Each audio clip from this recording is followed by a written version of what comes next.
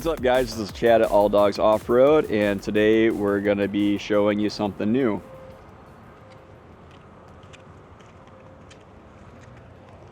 We have picked up a brand new 2025 Toyota 4Runner SR5. This is replacing my Nissan Frontier, so I'm going to be driving this for a little bit until Nissan actually releases a new Xterra, which we're seeing a lot of reports on in 2028. So this is a base model SR5 four-wheel drive. It has very few options. It's not fancy at all. And what we wanted to do with this vehicle is pick up a cheaper, low-trim vehicle and then build it up and see if we can do that for less than going to the Toyota dealership and picking up a TRD off-road or something like that. When I bought my Nissan Frontier way back in the day, the first thing on the lot was a Pro 4X, and it was all decked out. Looking back on it, I really wish that we'd had the opportunity to pick up like an SV trim or an S trim, something base model, and then build it up. You know, so for a lot of guys that are going to be doing overlanding and off-roading, sometimes it doesn't make sense to just go and buy the most expensive or most feature-packed vehicle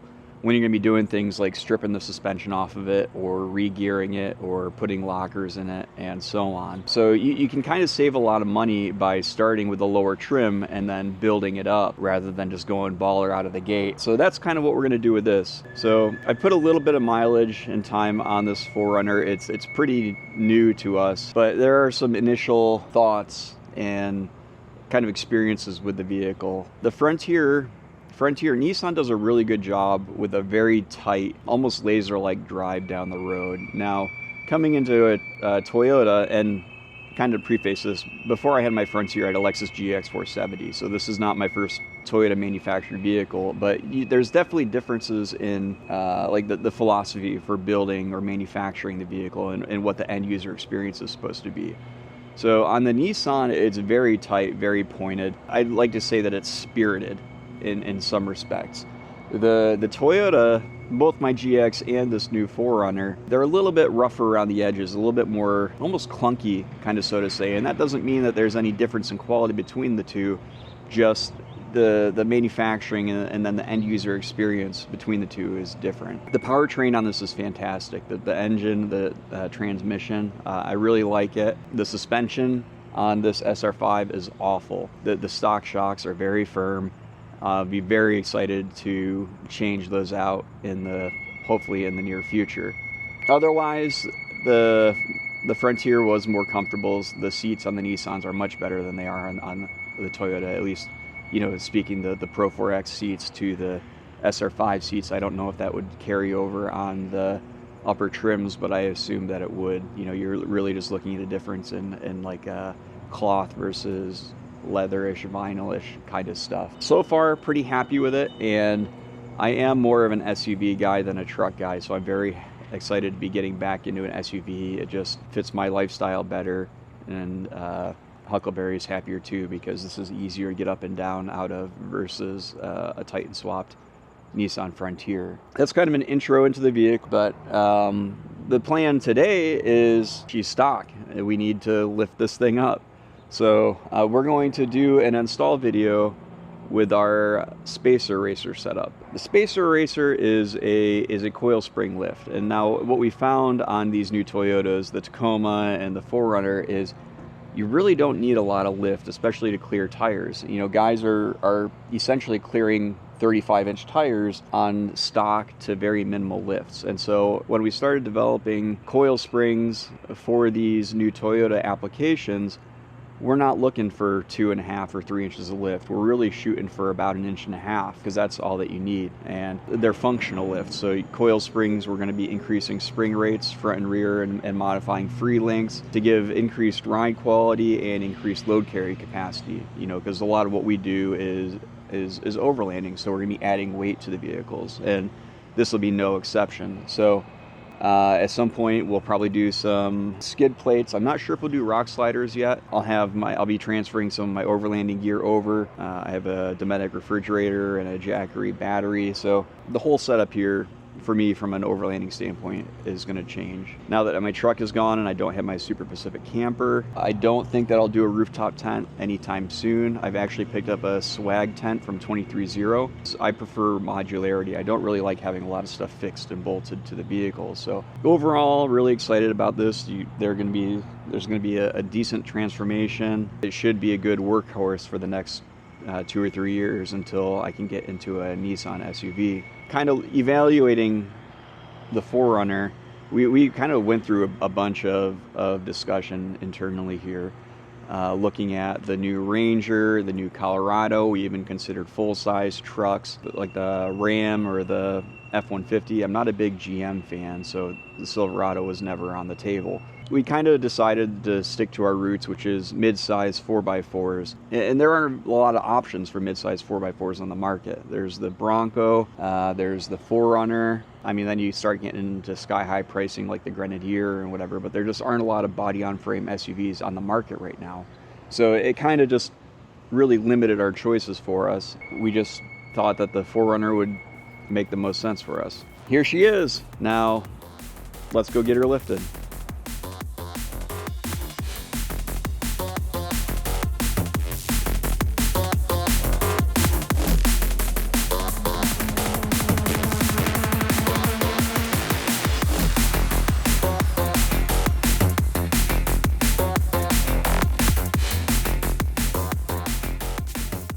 So what we're going to be installing today on this 4Runner is going to be our Space Eraser kit.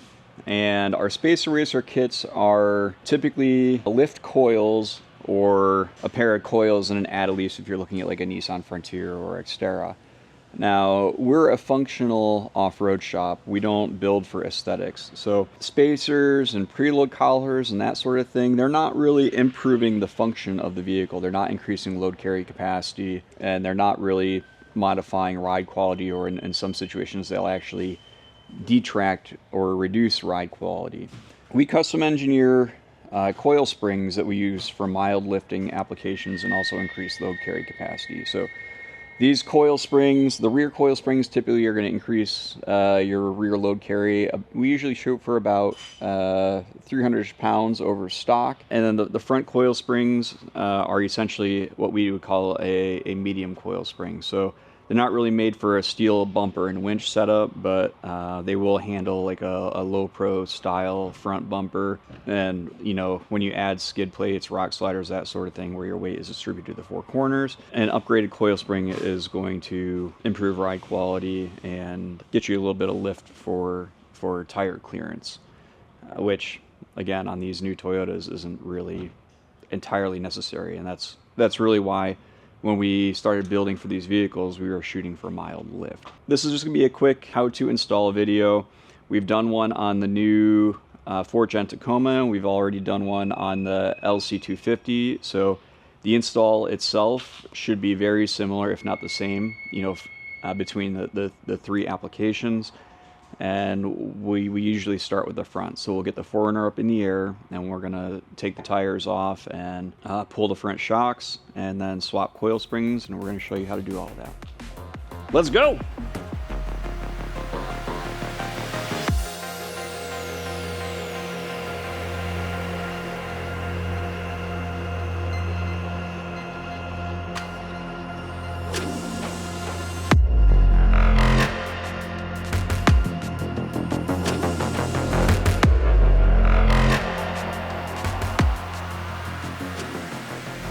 Now Kyle's behind me pulling the tires off right now. I believe those are just 21 millimeter, right? Yep. So he's just using 21 and pulling the tires off right now. And I wanted to get this on video before we actually did the lift, because Kyle and I are both notorious for forgetting to do this. But I took center of wheel hub to fender measurements, front and rear, on a stock SR5. The front center of wheel hub to fender measurement on the ground is 20.25 inches, and then the rear is 21.5 inches. So at the end of the video, we will, once we have our coil spring swapped out, we'll sit on the ground and we'll update you on those measurements. So we got our front wheels stripped off. It was a 21 millimeter for the lug nuts, and now we're going to be using a 22 millimeter to pull the sway bar end link bolt and then your forward shock bolt is also 22 millimeters. So we're going to pull those 2 bolts, and then we're going to loosen the top hat nuts up here. And according to Kyle, we should be able to wiggle the coilover out without having to separate the upper control arm.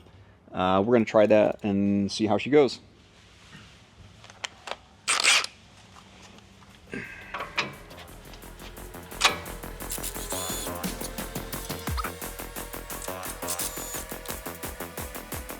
And then our upper top hat bolts are 14 millimeter.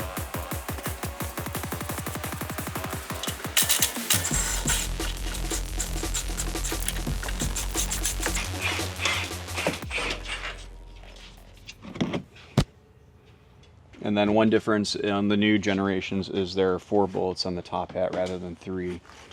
Okay. So we've got our sway bar end link disconnected, we've got our upper top hat bolts disconnected, we've got our lower shock bolt disconnected. So now we're going to try and pop the shock off so that we can fish it down and get it out. Oh, it got me right in the face. Good. Yep.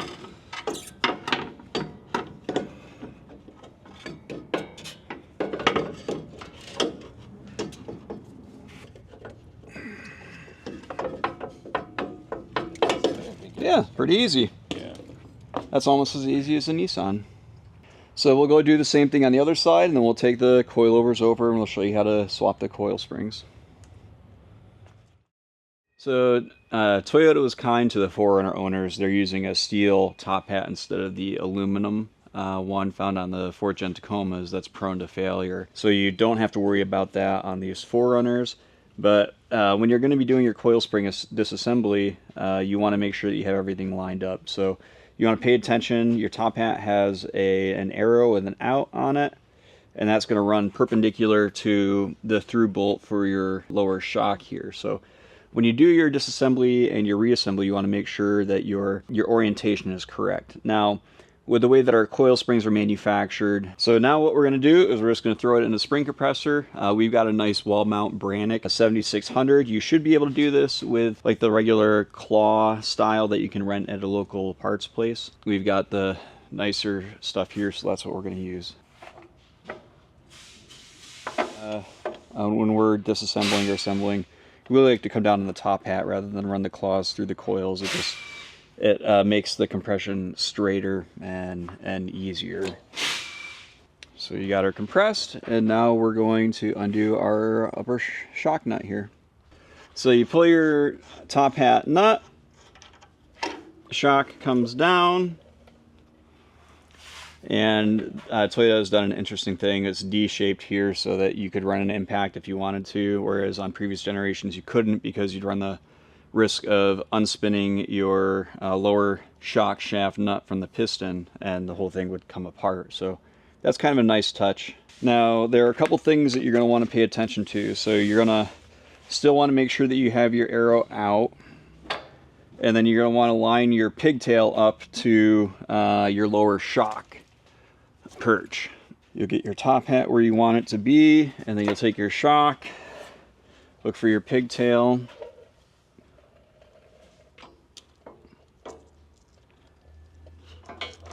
so for me I have to rotate slightly, and then you want to make sure that you correct up here, and then you should be good to compress and then start your reassembly. And then keep in mind that you have your D shaft on your shock, so you want to make sure that everything lines up and runs through true. And it looks like we're good, so we'll keep running down. And then you just put your top hat nut back on and tighten her down. Pretty easy. Easy peasy, that's your first one. And now you will see that there might be a little bit of bowing on your top hat. You don't have to worry about that. Once you get everything bolted in, it will straighten right out. So a little bit of a slant is going to be normal, and nothing to be concerned about. But she looks good. Looks like it'll bolt right in. Now reassembly will just be the opposite of disassembly. So we will just fish the coilover back up and in and get everything attached on both sides, and then bolt her all back together.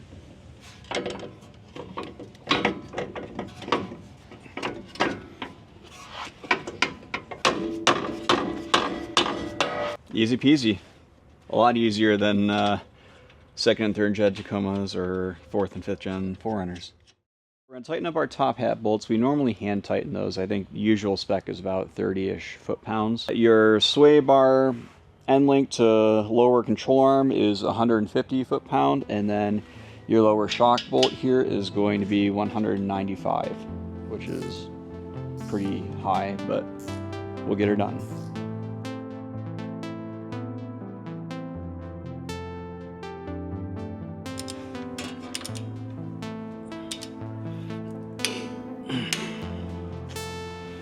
Okay, so that's your front all done. Pretty easy. I think we did it in an hour tops. The good news is the rear is even easier, so let's go back there.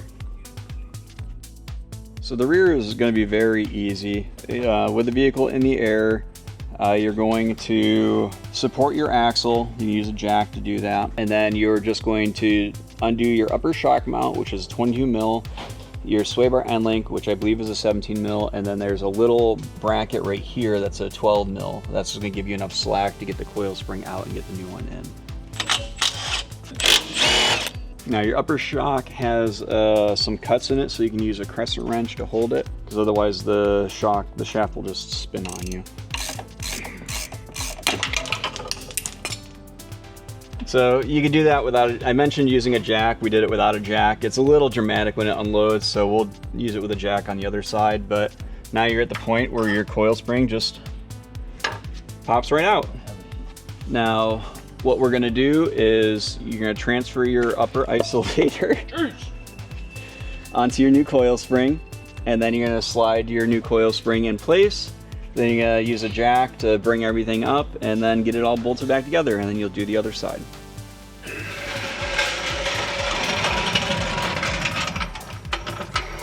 Okay, go ahead.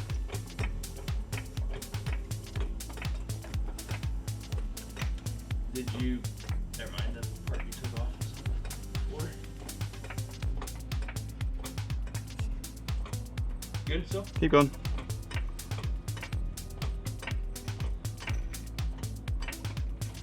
That should be good. Yep.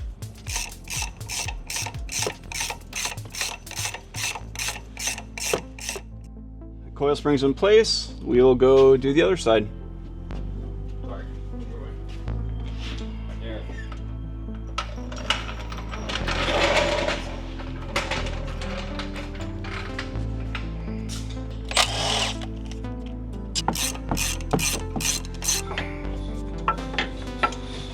And then one thing you'll note is the factory coil spring doesn't use a lot of coil lines, and it is a single rate.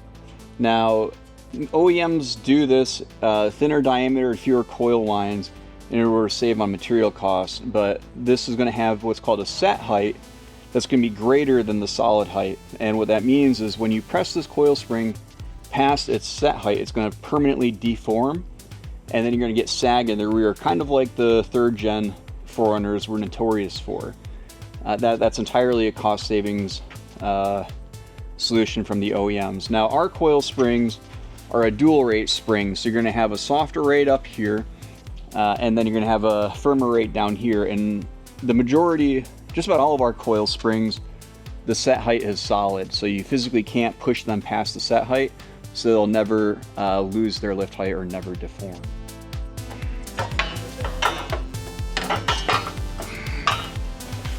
Good.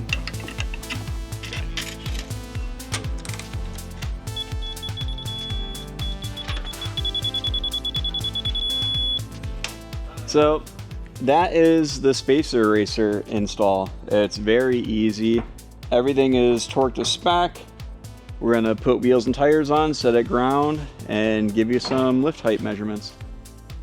She's all buttoned up. We're gonna put her on the ground and see how she looks.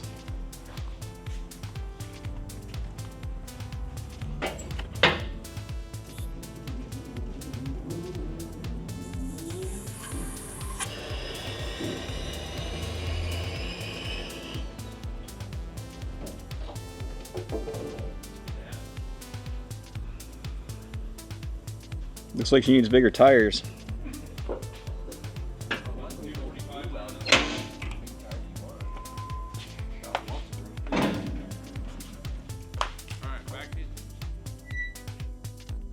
when we started with this bone stock 4Runner, our front hub defender measurement was 20.25 inch. After we installed the space eraser, the front went up to 22.5 inches. The rear started at 21.5, and now we're up to 23.5. So we got a little bit over 1.5 inches of lift, both front and rear, and it looks fantastic. And actually, we took it for a quick spin after we did the install. It's kind of a shakedown run just to make sure we didn't miss anything. And it rode better than it did with the factory springs. So I'm really happy with it right now. I think the only thing we got to do now is get some bigger tires because these 245s aren't going to cut it. So we'll probably go to a skinny 33, like a 255 80 17. We're looking at some Falcon Wild Peaks, and we're also looking at some Kenda. I really like their RT 33 by 10.5 R17, but that'll be part of a future video. So overall, really happy with it. It looks fantastic. It rides great, and that's a super easy install. You could do it at home with a jack and jack stands as long as you got a second person with you and you're familiar with a coil spring compressor tool.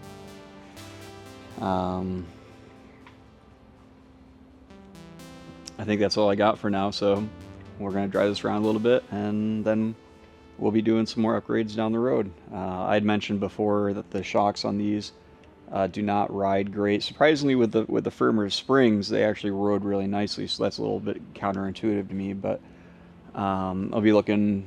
We got some Fox shocks, some Fox 2.0s coming, so we'll be changing out the rear shocks and the front coilovers at some point. And catch us on that video next time.